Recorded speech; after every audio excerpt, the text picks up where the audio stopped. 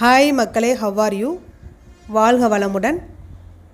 இப்போ நம்ம என்ன பார்க்க போகிறோம் அப்படின்னா, பத்திரிகையாளர்களுக்கு புதிய அறிவிப்புகள் வெளியீடு. பார்க்குறதுக்கு முன்னாடி என்னுடைய சேனலை மறக்காமல் சப்ஸ்கிரைப் பண்ணுங்கள் மக்களே.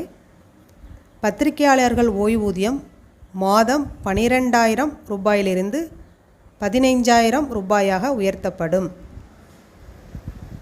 பத்திரிகையாளர் குடும்ப ஓய்வூதியம் ரூபாய் 6,000 ரூபாய் 7,500 உயர்த்தி வழங்க உத்தரவு.